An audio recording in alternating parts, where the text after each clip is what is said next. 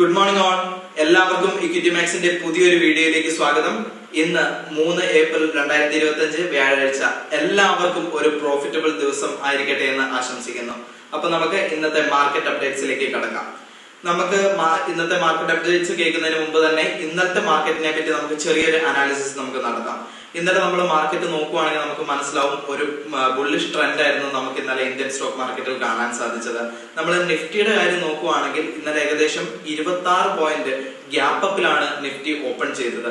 ആ 26 പോയിന്റിൽ നിന്നും നിഫ്റ്റി നേരിയ രീതിയിൽ താഴേക്ക് ഇറങ്ങിയിട്ട് ആ ഒരു ഗ്യാപ്പ് ഫിൽ ചെയ്തുകൊണ്ട് 166 പോയിന്റ് പോസിറ്റീവിലേക്ക് നിഫ്റ്റി മാറി ക്ലോസ് ചെയ്യുകയായിരുന്നു ചെയ്തത്. അപ്പൊ നമുക്കറിയാം അത്രയും താഴേക്ക് വന്ന ആ ഒരു ഗ്യാപ്പ് ഇൻട്രാഡേ ലോയിൽ നിന്നാണ് ആ ഒരു ഗ്യാപ്പ് ഫില്ല് ചെയ്തുകൊണ്ടാണ് നിഫ്റ്റി 166 പോയിന്റ് പ്ലസിൽ ക്ലോസ് ചെയ്തത്. അപ്പൊ നമുക്ക് ബാങ്ക് നിഫ്റ്റിയുടെ കാര്യം നോക്കുവാണെങ്കിൽ ഏകദേശം 520 പോയിന്റ് ഏകദേശം 1.08% ആണ് ഇന്നലെ ബാങ്ക് നിഫ്റ്റി പോസിറ്റീവായിട്ട് ക്ലോസ് ചെയ്തത്. ഇനി നമ്മൾ സെൻസെക്സിന്റെ കാര്യം എടുത്ത് നോക്കുവാണെങ്കിൽ 592 പോയിന്റ്, അതായത് 0.78% അപ്പിലാണ് ഇന്നലെ സെൻസെക്സും ക്ലോസ് ചെയ്തത്. അപ്പം ഏകദേശം ഇന്നലെ നോക്കുവാണെങ്കിൽ തന്നെ നമുക്ക് അറിയാം ഏകദേശം മിക്ക സ്റ്റോക്കുകളും ഇന്നലെ പ്രോഫിറ്റിലാണ് ക്ലോസ് ചെയ്തത്. അതേപോലെ തന്നെ നല്ലൊരു പ്ലസിലാണ് ക്ലോസ് ചെയ്തതായിട്ട് നമുക്ക് കാണാൻ പറ്റുന്നത്. നമുക്ക് അറിയാം പല ന്യൂസുകളും പല ആർട്ടിക്കിൾസിലൂടെയും പറഞ്ഞിരിക്കുന്നത് ഇന്നലത്തെ നമ്മുടെ ദിവസം ഒരു നെഗറ്റീവ് ആയിരിക്കും അല്ലെങ്കിൽ ഒരു ബിയറിഷ് ട്രെൻഡ് ആയിരിക്കും എന്നാണ് പറഞ്ഞിരിക്കുന്നത്. കാരണം US മാർക്കറ്റിലെ പല പ്രധാനപ്പെട്ട ന്യൂസുകൾ പബ്ലിഷ് ചെയ്യപ്പെട്ടത് ഇന്നലെയാണ്. അപ്പൊ അതിന്റെ ഒരു റിഫ്ലക്ഷൻ നമുക്ക് ഇന്ത്യൻ സ്റ്റോക്ക് മാർക്കറ്റിൽ കാണുമെന്ന് മിക്കവരും പറഞ്ഞിട്ടുണ്ടായിരുന്നു. അതേപോലെ തന്നെ US മിക്ക പ്രധാനപ്പെട്ട കാര്യങ്ങളിലും നെഗറ്റീവിലാണ് അത് ഓപ്പൺ ആയിരിക്കുന്നത്.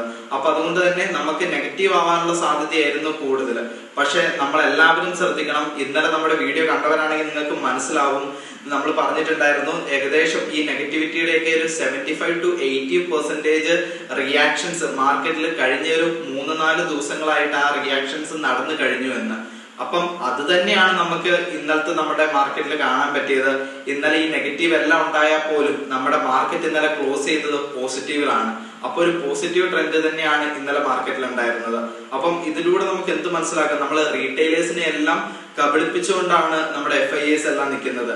അപ്പം നമ്മളെ പോലെയുള്ള സാധാരണക്കാർക്ക് ഇത് ചിലപ്പം പെട്ടെന്ന് മനസ്സിലാവത്തില്ല. നമ്മൾ ബിയറിഷ് മാർക്കറ്റ് ആണെന്ന് വിചാരിച്ചിരിക്കും. ഇതേപോലെ തന്നെ ന്യൂസുകളെല്ലാം നമ്മൾ വായിച്ചിട്ട് അതിലൊരു ഇൻവേഴ്സ് ആയിട്ടുള്ള കാര്യങ്ങൾ നമ്മുടെ മാർക്കറ്റിൽ നടക്കാൻ സാധ്യതയുണ്ട്. അതാണ് നമ്മൾ ഇന്നലെ നമ്മുടെ ഇന്ത്യൻ സ്റ്റോക്ക് മാർക്കറ്റിൽ കണ്ടത്.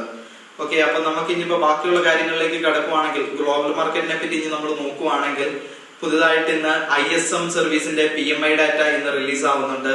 അതേപോലെ തന്നെ ഫെഡ് ജെഫർസന്റെ സ്പീച്ച് ഇന്ന് ഉണ്ടായിരിക്കുന്നതാണ്. അപ്പം ഈ സ്പീച്ചിനകത്തൂടെയൊക്കെ ഗ്ലോബൽ മാർക്കറ്റിൽ നല്ല രീതിയിലുള്ള ചേഞ്ചസ് അതേപോലെ തന്നെ വോളറ്റൈൽ ആവാനുള്ള സാധ്യത ഏറെ കൂടുതലാണ്. പല പ്രധാനപ്പെട്ട കാര്യങ്ങളും നമുക്ക് ഈ ഒരു സ്പീച്ചിനകത്തൂടെ നമുക്ക് മനസ്സിലാകുന്നതായിരിക്കും. അതേപോലെ തന്നെ റെസിപ്രോക്കൽ താരിഫിന്റെ അനൗൺസ്മെന്റ് ഇന്നാണ്. അപ്പം അതിനെ ബേസ് ചെയ്ത് മാർക്കറ്റിൽ നല്ല ഫ്ലക്ച്വേഷൻസ് വരാൻ സാധ്യതയുണ്ട്. ഇങ്ങനെയുള്ള കാര്യങ്ങളിലെല്ലാം നമ്മൾ നോക്കുമ്പോൾ ഈ ഒരു US മാർക്കറ്റിൽ നടക്കുന്ന കുറെ കാര്യങ്ങളിലെ ചേഞ്ചസ് നമ്മുടെ ഇന്ത്യൻ മാർക്കറ്റിൽ റിഫ്ലക്ട് ചെയ്യാൻ സാധ്യതയുണ്ട്. അപ്പം നമ്മൾ അവിടെയുള്ള ന്യൂസുകളെ പറ്റി നമ്മൾ കൂടുതലായിട്ട് നമ്മൾ വിശകലനം ചെയ്യേണ്ടത് ഏറ്റവും വലിയ ഇമ്പോർട്ടന്റ് ആണ്. അതേപോലെ ബാക്കിയുള്ള നമ്മൾ നോക്കുവാണെങ്കിൽ ഇന്ത്യൻ റുപ്പി ഇപ്പൊ ഒരു സ്ട്രെങ്ത്തിലേക്കാണ് വന്നിട്ടുള്ളത്. 13 ആഴ്ചകളുടെ ഹൈയിലാണ് ഇപ്പം ഇന്ത്യൻ റുപ്പിയുടെ ട്രേഡിംഗ് ഇപ്പം നടന്നുകൊണ്ടിരിക്കുന്നത്. അപ്പൊ നല്ല രീതിയിലുള്ള ഒരു സ്ട്രെങ്ത് ആണ് ഇന്ത്യൻ റുപ്പിക്ക് ഇപ്പം നിലവിൽ ഉള്ളത്.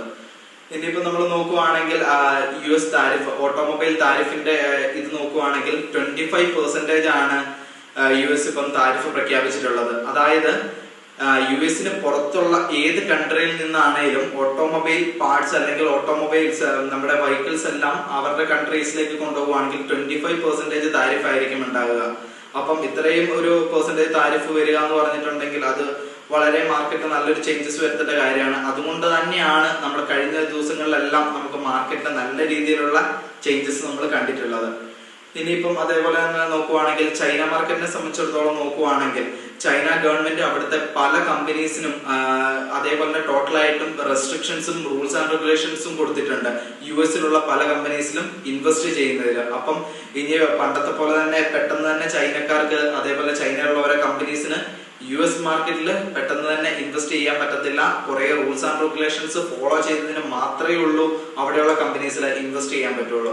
ഇനി അതേപോലെ നമുക്കൊരു ഇന്ത്യൻ മാർക്കറ്റിനെ പറ്റി നമ്മൾ നോക്കുവാണെങ്കിൽ നമുക്കറിയാം ഒരു മിഡ് ക്യാപ് സെക്ടർ ഇപ്പം ഒരു പോസിറ്റീവ് ട്രെൻഡിലാണ് നിൽക്കുന്നത്. അതേപോലെ തന്നെ നിഫ്റ്റി സ്മോൾ ക്യാപ്പ് ആണെങ്കിലും ഒരു പോസിറ്റീവിലാണ് ഇപ്പൊ നിൽക്കുന്നത്. PSU ബാങ്കുകളിലൊക്കെ നമുക്ക് നല്ല രീതിയിൽ ഇപ്പൊ ഇൻവെസ്റ്റ് ചെയ്യാം. അതേപോലെ തന്നെ നമുക്ക് പല ബാങ്കുകളുടെയും നമുക്കിപ്പോ ഒരു ബൈങ് പോയിന്റിലേക്ക് നോക്കുവാണെങ്കിൽ അത് കണ്ടുപിടിച്ച് നല്ല ഒരു ഇൻവെസ്റ്റ് ചെയ്യാൻ പറ്റിയ ഒരു നല്ലൊരു ഓപ്പർച്യൂണിറ്റി ഇപ്പൊ നമ്മുടെ മാർക്കറ്റ് നമുക്കിപ്പോ തന്നിട്ടുണ്ട്.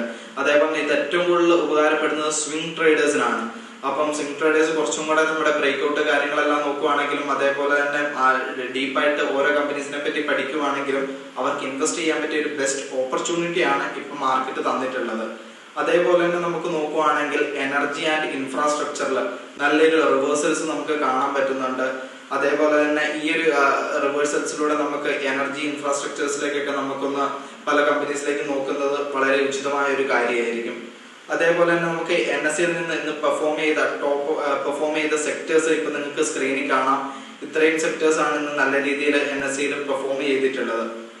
ഇനിയിപ്പോ നമ്മള് FIDAS data, foreign institutional investors, domestic institutional investors, ഇവരുടെ ഡാറ്റ നോക്കുവാണെങ്കിൽ FIS ഇന്ന് 1539 കോടിയുടെ സെല്ലാണ് ഇന്ത്യൻ മാർക്കറ്റിൽ നടത്തിയിട്ടുള്ളത്. അതേപോലെ തന്നെ DIAസിനെ നോക്കുവാണെങ്കിൽ 2809 കോടിയുടെ ബൈ ആണ് ഇന്ത്യൻ മാർക്കറ്റിൽ നടന്നിട്ടുള്ളത്. അപ്പൊ നമുക്ക് ടോട്ടലായിട്ട് നെറ്റായിട്ട് നമ്മൾ നോക്കുവാണെങ്കിൽ 1270 കോടിയുടെ ബൈ ആണ് നമ്മുടെ മാർക്കറ്റിൽ നടന്നിട്ടുള്ളത്. അപ്പം ഇതിനെ ബേസ് ചെയ്തൊക്കെയാണ് നല്ല രീതിയിലുള്ള ഒരു പോസിറ്റീവായിട്ട് മാർക്കറ്റിൽ നിന്ന് ക്ലോസ് ചെയ്തിട്ടുള്ളത്. അതേപോലെ തന്നെ നമുക്ക് ഇന്ത്യ വിക്സ് നോക്കുവാണെങ്കിൽ നേരിയൊരു ഇടിവാണ് ഇന്ത്യ വിക്സിൽ സംഭവിച്ചിട്ടുള്ളത്. ഏകദേശം 13.72 പോയിന്റിലാണ് ഇപ്പൊ നിൽക്കുന്നത്. ഏകദേശം 0.44% ഇടിവാണ് ഇന്ന് ഇന്ത്യ വിക്സിൽ സംഭവിച്ചിട്ടുള്ളത്. ഇനിയിപ്പോ നമുക്ക് ടോപ്പ് മൂവേഴ്സിനെ പറ്റി നോക്കുവാണെങ്കിൽ നമുക്ക് ടോപ്പ് ഗെയിനേഴ്സ് ആയിട്ട് നമുക്ക് ആദ്യമേ എടുത്ത് 3 കമ്പനി നോക്കുവാണെങ്കിൽ നമുക്ക് കാണാൻ പറ്റുന്നത് ടാറ്റ കൺസ്യൂമർ പ്രൊഡക്റ്റ്. ഏകദേശം ഇന്നലെ 7.1% ആണ് പ്രോഫിറ്റിലേക്ക് പോയത്. അതേപോലെ തന്നെ സൊമാറ്റോ നോക്കുവാണെങ്കിൽ 4.96% ആണ് ഇന്നലെ ബുള്ളിഷ് ആയിട്ടുള്ളത്. അതേപോലെ നമ്മൾ മൂന്നാമത് നോക്കുവാണെങ്കിൽ ടൈറ്റാൻ 3.73% ആണ് ഇന്നലെ ബുള്ളിഷ് ആയിട്ടുള്ളത്. അപ്പം ഇന്നലത്തെ ടോപ്പ് ഗെയിനേഴ്സ് ഇവരാണ്. ഇനിയിപ്പോ നമ്മൾ ടോപ്പ് ലൂസേഴ്സിനെ പറ്റി നോക്കുവാണെങ്കിൽ ഭാരത് ഇലക്ട്രോണിക്സ് ഇന്നലെ 3.29% ഇടിവാണ് സംഭവിച്ചിട്ടുള്ളത്. അൾട്രാടെക് സിമെന്റ് ആണെങ്കിൽ 1.27% ഇന്നലെ ഇടിഞ്ഞിട്ടുള്ളത്. അതേപോലെ തന്നെ നെസ്ലെ 1.04% ആണ് ഇടിഞ്ഞിട്ടുള്ളത്. അപ്പം ഇതാണ് നമുക്ക് ടോപ്പ് മൂവേഴ്സിനെ പറ്റി നോക്കുവാണെങ്കിൽ നമുക്ക് കാണാൻ പറ്റുന്നത്. ഇനിയിപ്പോ നമുക്ക് നിഫ്റ്റിയുടെ പ്രധാനപ്പെട്ട സോണുകൾ, അതായത് സപ്പോർട്ട്, റെസിസ്റ്റൻസ്, ഇന്നത്തെ മാർക്കറ്റിൽ ട്രേഡ് ചെയ്യുന്നവരാണെങ്കിൽ മേജറായിട്ട് നമ്മൾ നോക്കേണ്ട സോണുകൾ ഇപ്പൊ നിങ്ങൾക്ക് സ്ക്രീനിൽ കാണാം. നിഫ്റ്റിയുടെ മേജർ ആയിട്ടുള്ള റെസിസ്റ്റൻസ് വരുന്നത് 23,650 മുതൽ 23,610. ഈ ഒരു മേജർ റെസിസ്റ്റൻസ് സോൺ നിങ്ങൾ മാർക്ക് ചെയ്തിട്ട് വേണം ഇന്ന് ട്രേഡ് ചെയ്യാൻ. അതേപോലെ തന്നെ സപ്പോർട്ട് നോക്കുവാണെങ്കിൽ 23,300 മുതൽ 23,240 വരെയാണ് ആ ഒരു സപ്പോർട്ട് സോൺ ഉള്ളത്. അപ്പം ഈ 2 സോണുകളെയും റെസ്പെക്ട് ചെയ്യാനുള്ള സാധ്യതയാണ് ഏറ്റവും കൂടുതൽ ഇന്ന് മാർക്കറ്റ് ഉള്ളത്.